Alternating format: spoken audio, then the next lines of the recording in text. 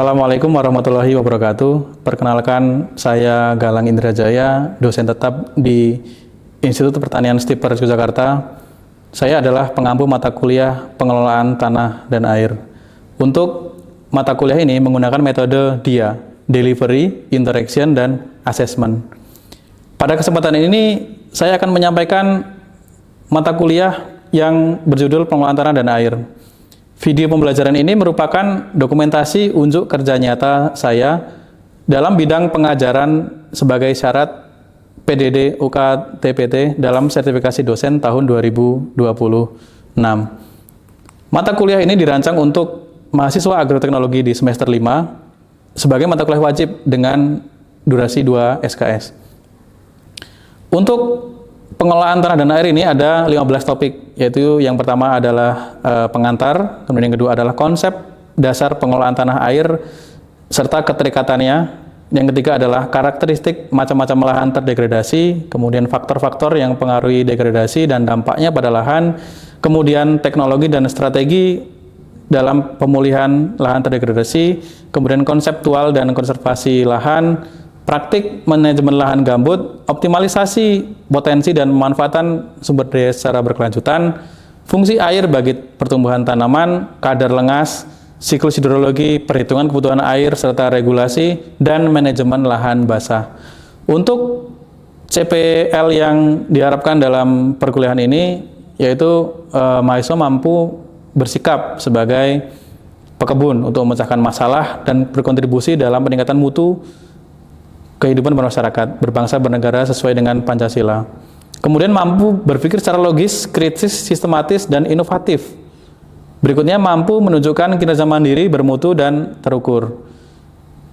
Kemudian untuk sub CPMK yang harus dikuasai oleh mahasiswa, yaitu memahami silabus. Kemudian mahasiswa mampu memahami secara mendalam tentang pengertian dan tujuan pengelolaan tanah dan air.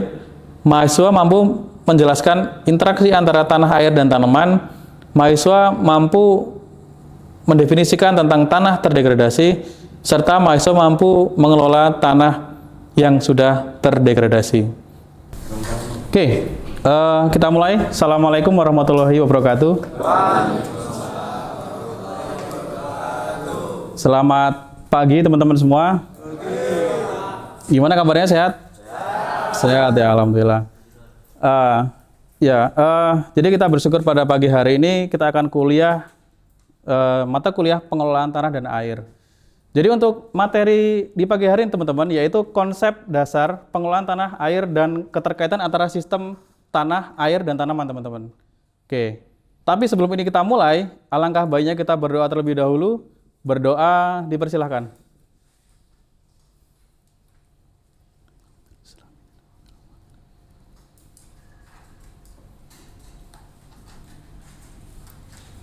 Berdoa selesai. Oke teman-teman, jadi untuk capaian pembelajaran yang akan kita tempuh di pagi hari ini, yaitu ada 3 teman-teman. Yang pertama, kami mengharapkan teman-teman mampu memahami secara mendalam tentang pengertian serta tujuan pengelolaan tanah dan air teman-teman. Nah, ini penting teman-teman, jadi definisi itu penting. Agar apa? Agar teman-teman nanti tidak salah dalam mengambil keputusan, agar tidak salah dalam komunikasi gitu ya. Jadi penting definisi ini. Kemudian yang kedua adalah memahami hubungan antara tanah, air, dan tanaman. Nah, jadi interaksi ini sangat penting teman-teman. Di mana teman-teman agroteknologi, maka tanah, air, dan tanaman ini selalu menjadi satu kesatuan. Serta memahami prinsip pengelolaan perkebunan secara lestari ya, secara sustainable. Nah, nomenklatur di Predikti, agroteknologi itu adalah budidaya pertanian secara berkelanjutan. Itu ada teman-teman kalau cek di Dikti ya. Nah, jadi sustain ya. Kita tidak hanya berbicara mengenai budidaya sawit selama satu siklus misalnya. Kalau satu siklus berapa tahun teman-teman? Kalau sawit berapa? Coba raise hand. Yuk, siapa yang bisa? Yuk, Suwardi.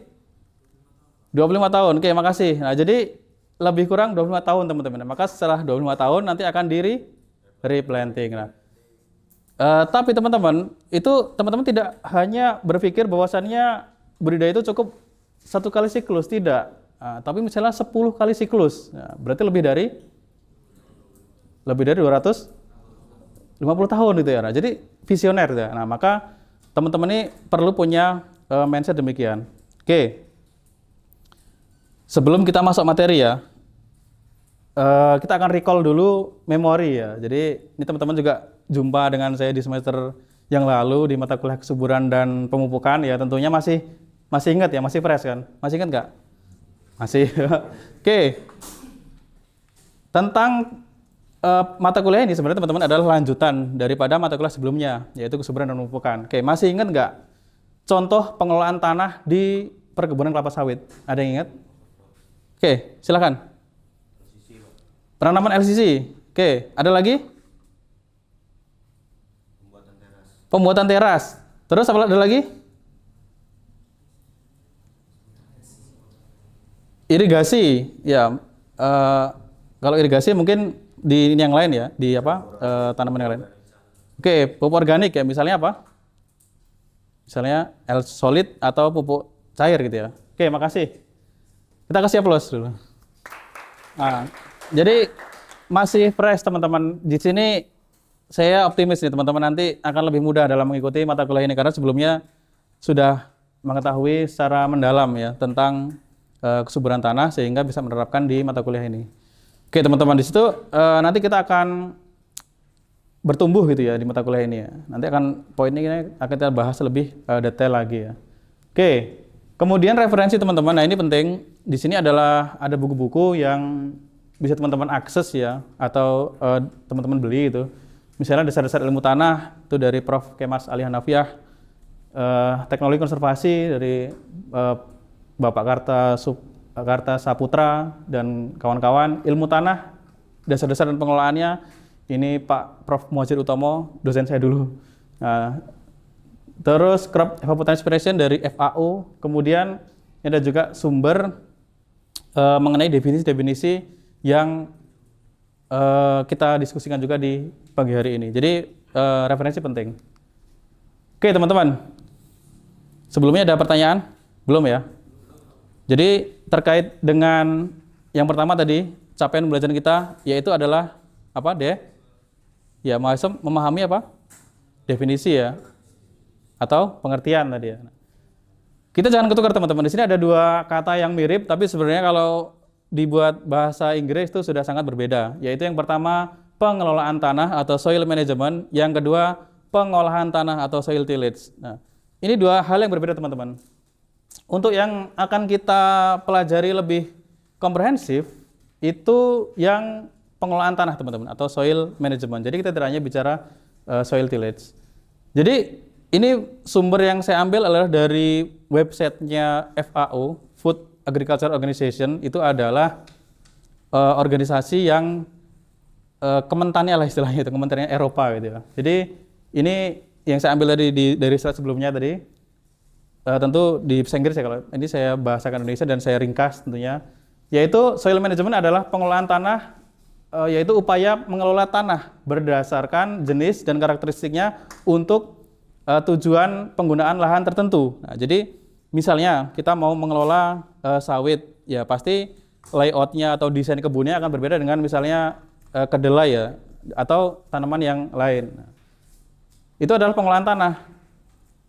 Jadi mulai dari penanaman LCC, dari pembuatan lubang tanam, penanaman LCC, kemudian penanaman sawit, kemudian berikutnya perawatan, pruning, pembuatan misalnya rora dan seterusnya, itu ada di soil management. Jadi secara kegiatan, secara mana lebih luas. Oke, kemudian yang berikutnya adalah pengolahan tanah atau soil tillage. Di sini pengolahan tanah itu rangkaian untuk menyiapkan kondisi tanah seperti meremahkan, kemudian membalik, kemudian mencampur, dan membuat lubang tanam gitu ya. Nah, jadi kalau membuat, kalau di sawit ya, tidak ada misalnya Hero 32, kemudian tidak ada subsoiling. Nah, karena di sini akan membuat lubang tanam, teman-teman. Ini adalah pengolahan tanah. Nah, oke, paham ya teman-teman ya? Jadi bayangkan kalau misalnya pengolahan tanah ini teman-teman sebagai manajemen ya, sebagai manajer bagaimana tanah ini agar sustain tadi kan. Kemudian yang kedua, untuk yang pengolahan tanah ini bayangkan teman-teman itu seorang operator machinery ya, baja gitu ya. Nah, sangat berbeda. Oke. Jadi teman-teman sudah paham? Sudah paham? Sudah ya. Oke, kalau ada pertanyaan langsung raise hand ya.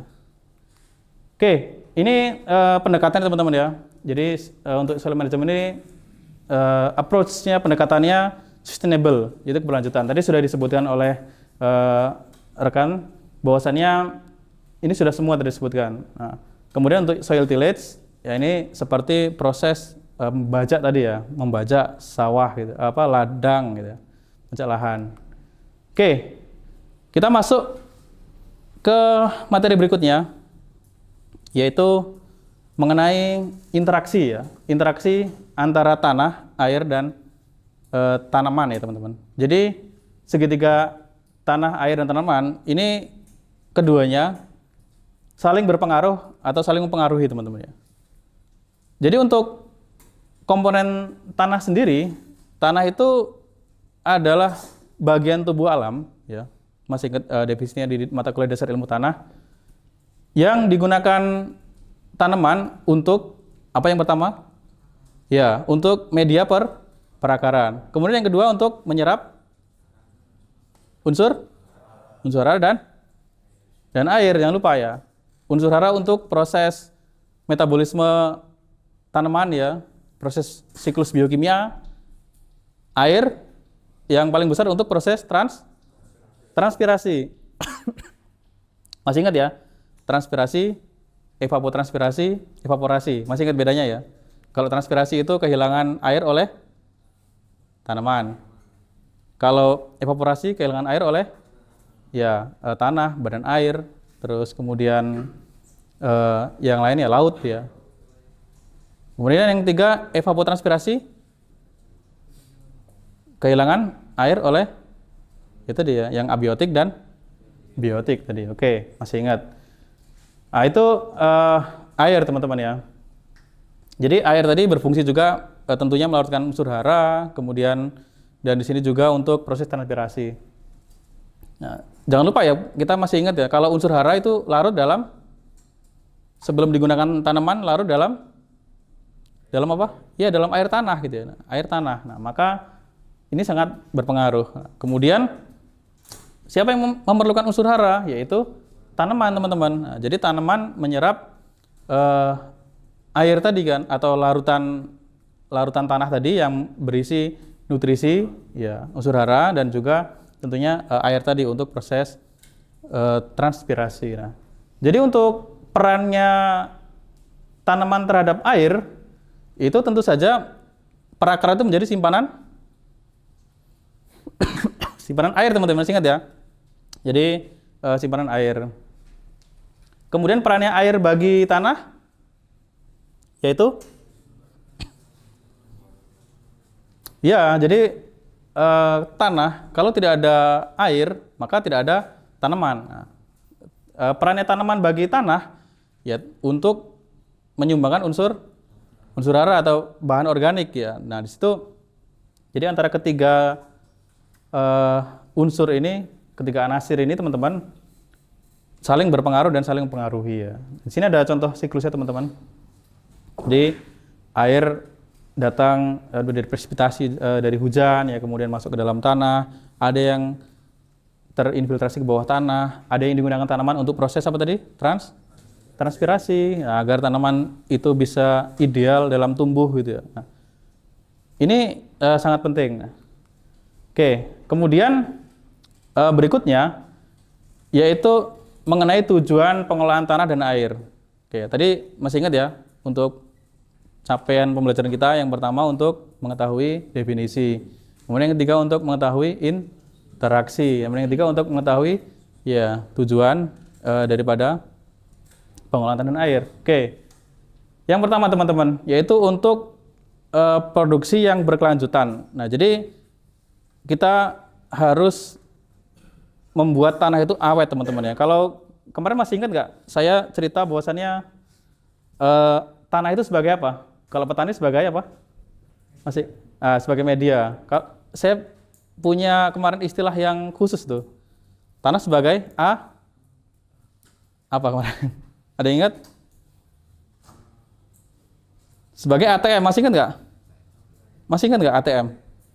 ATM tahu? Anjungan tunai mandiri kan? Tanah sebagai ATM, mengapa? Karena sangat penting teman-teman ya. Jadi kalau di dalam ATM itu ada apanya? Ada uangnya ya. Nah, uang itu kalau manusia kan bisa untuk ya jajan ya, untuk sarapan dan seterusnya. Oke. Kemudian kalau tanah ini sebagai ATM itu mengandung nutrisi dan apa tadi? Ya unsur hara dan air tadi kan teman-teman. Nah, kalau tanah itu rusak, maka kedua ini juga akan rusak teman-teman. Nah, maka ATM-nya nanti juga akan menipis ya, habis ya. Air bulan tuh loh. Gitu enggak? Nah, jadi teman-teman, kita ulangi lagi bahwasannya tanah ini sangat penting ya, agar tanah itu bisa potensinya bisa ratusan tahun tadi ya. Jadi kita mindsetnya jangan hanya wah sudah nanti 1-2 siklus sudah selesai, untuk umur saya sudah pensiun. Tidak seperti itu. Kalau teman-teman seorang alumni agroteknologi, maka teman-teman harus visioner ya. Kemudian yang berikutnya konservasi sumber daya. Nah ini teman-teman, sumber daya ini tidak kita ekstrak untuk hari ini teman-teman ya, tapi ini nantinya untuk ke depan dan juga nanti untuk generasi yang mendatang ya. Jadi kita jangan egois ya. Wah ini saya ekstrak tanah ini sepenuhnya, kemudian kita kaya, tapi generasi berikutnya rusak gitu ya. Tidak seperti itu. Kemudian efisiensi penggunaan air di sini banyak sekali teknologi yang sudah berkembang, penggunaan drip misalnya. Nah terus kemudian penggunaan intermittent irrigation misalnya kalau untuk yang di sawah gitu ya. Serta keseimbangan ekosistem. Nah, di sini untuk sawit sendiri juga sudah sangat diatur di dalam RSPO. Jadi misalnya dari beran sungai harus berapa meter, 50 meter misalnya, lebih dari 50 meter. Berikutnya dari berapa persen lahan itu misalnya 20% itu harus milik masyarakat, dan kemudian misalnya 5% itu harus lahan konservasi dan seterusnya. Nah ini keseimbangan ekosistem perlu teman-teman, karena diversity atau diversitas itu sangat berpengaruh terhadap keberlanjutan dari suatu ekosistem. Nah, mengapa hutan itu disebut dengan ekosistem yang stabil? Ya karena diverse, karena beragam gitu ya. Oke. Terus ada pertanyaan sebelumnya? Ada yang mau didiskusikan? Belum? Sejauh ini masih aman ya. Nah, setelah ini kita akan bersenang-senang ya. Oke, jadi kita bahas dulu satu slide lagi. Nah, ini setelah ini teman-teman akan bersenang-senang. Faktor yang mempengaruhi hubungan tanah, air, dan tanaman teman-teman. Jadi yang pertama tekstur dan struktur tanah. Tekstur masih ingat definisinya? Tekstur. Masih ingat tekstur? Ya. Yuk, Raisen. Yuk. Ya, silakan Suardi. Oke, makasih. Kita kasih aplaus. Nah, jadi perbandingan relatif antara pasir, debu, dan lempung. Ini tadi juga mayoritas sudah bisa menjawab pasir, debu, lempung, Pak. Nah, tinggal dilengkapi di depannya tadi. Oke. Jadi kalau pasirnya itu lebih dominan, maka tanahnya akan porus atau unporus? Porus ya. Nah, kalau tanahnya porus, kira-kira menahan air bulk banyak atau sedikit? Ya sedikit. Oke, makasih. Ini masih ingat nih di dasar ilmu tanah. Nah, makasih. Jadi ketika lahannya porus, menahan air sedikit, maka untuk tanaman tersedianya tinggi atau rendah?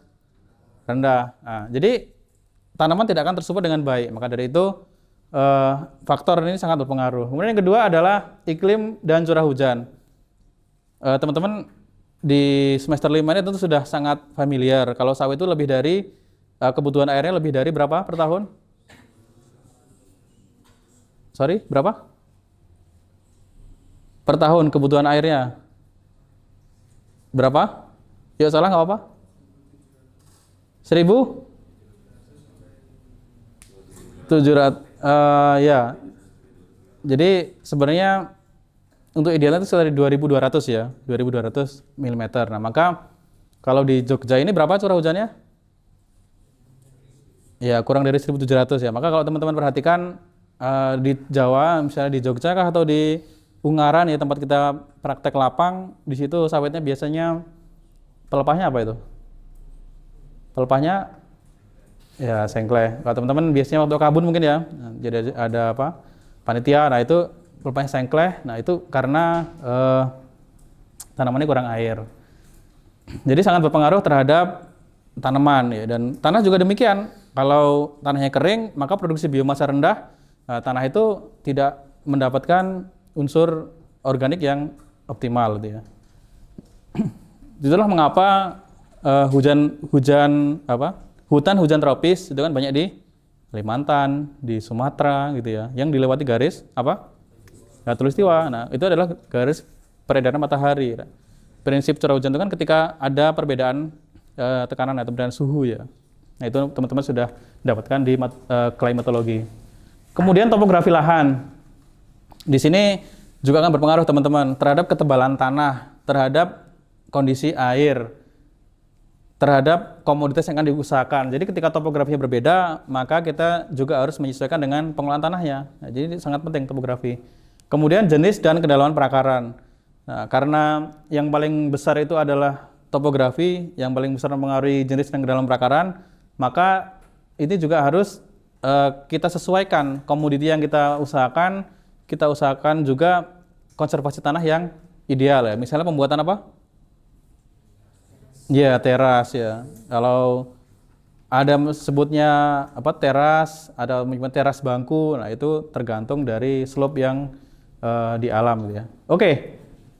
Ini berikutnya ini adalah kesukaan teman-teman. Nah, jadi silahkan teman-teman scan ya untuk kita assessment ya, jadi penilaian. Jadi teman-teman silakan nanti dituliskan nama depan ya, nama depan saja. Jadi waktunya 5 menit nanti ya.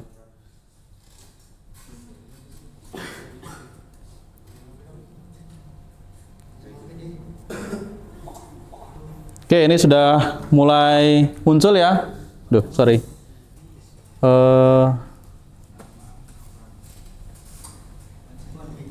AL.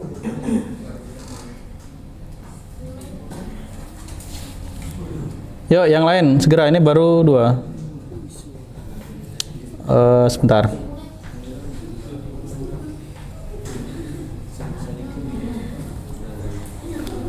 Yuk.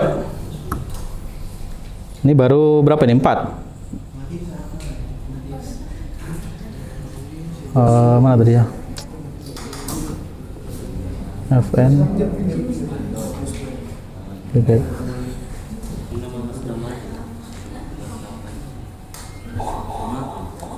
Oke ya.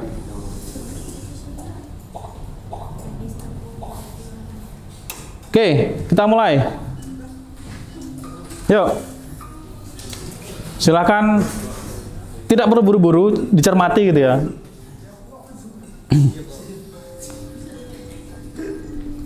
Yuk kita lihat siapa yang dapat emas hari ini ya.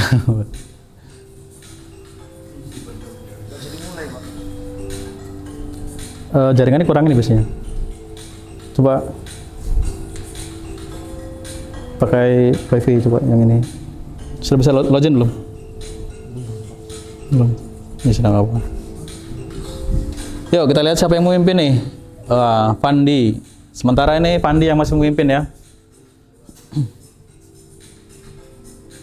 Nah, Julia menyusul, menyalip. Terus siapa lagi yuk? 3 besar, Julia, Viandi, Indi. Yuk yang lain semangat.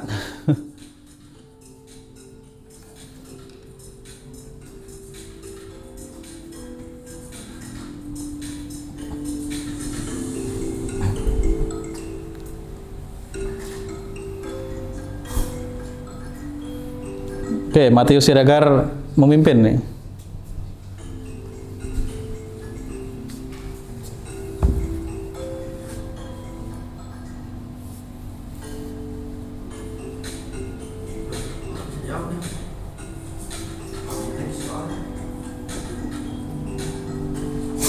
Oke, Ilham mulai menyusul nih. Wah, ini ancaman baru Ilham ini.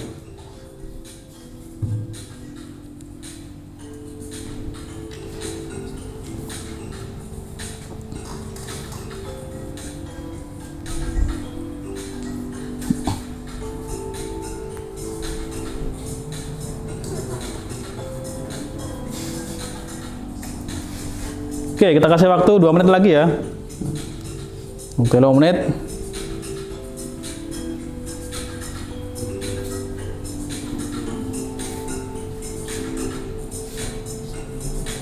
Oke, ini Viandi dan Kristoni kekal nih. Nah. Oh, Kriswanto ini menyusul. Ya, semangat.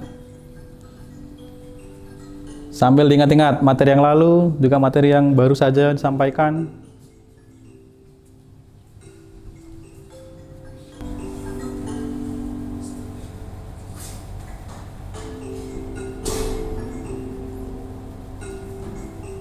Oke, 10 detik lagi.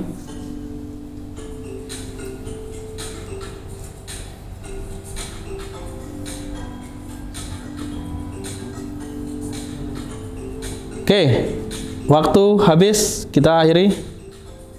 Sudah semua ya? Perlu extra time? Cukup? Oke, 5 detik. Oke, sudah habis. Oke, kita lihat. Oke, kita lihat siapa yang dapat nominasi. Oke, yang pertama Indi, mana Indi? Oke, Indi, kita kasih aplaus. Yang kedua Kriswanto, mana Kriswanto? Oke, kita kasih aplaus.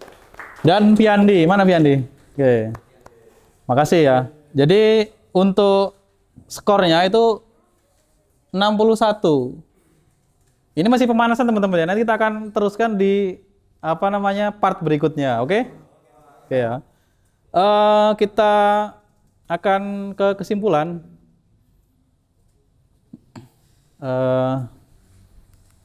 Wah, ternyata ada tugas nih. Nanti silahkan ini dikerjakan dan secara berkelompok gitu ya. Kemudian nanti teman-teman diskusi dan harapannya semuanya bisa berkontribusi. Kemudian nanti di pertemuan berikutnya kita akan presentasi gitu ya. Oke, kesimpulan yang bisa kita ambil dari kuliah ini teman-teman, yaitu antara definisi pengelolaan dan pengolahan tanah itu berbeda ya, di mana pengelolaan tanah ini secara menyeluruh dan berkelanjutan. Sementara untuk pengolahan tanah itu lebih kepada pembajakan atau tanah di awal saja gitu ya. Kemudian untuk hubungan antara tanah, air, dan tanaman itu sangat erat ya, saling mempengaruhi. Kemudian tujuan utama dalam pengelolaan tanah yaitu untuk secara konservasi ya, dan di sini untuk mengefisienkan serta menjaga ekosistem ya, karena bagaimanapun ekosistem yang diverse itu lebih baik dibandingkan dengan ekosistem yang tidak diverse ya, atau tidak beragam gitu ya. Kemudian faktor yang mempengaruhi pengolahan tanah tadi ada tekstur, kemudian ada topografi, kemudian ada kedalaman tanah, serta iklim tentunya yang paling besar. Oke, demikian untuk kuliah hari ini teman-teman, semoga bermanfaat. Terima kasih atas atensinya, mudah-mudahan teman-teman tetap semangat ya. Semangat ya? Semangat. Oke, kita akhiri untuk sesi pagi hari ini. Assalamualaikum warahmatullahi wabarakatuh. Dan selamat pagi ya. Demikian video ini dibuat, semoga bermanfaat untuk kita semua. Saya akhiri, wassalamualaikum warahmatullahi wabarakatuh.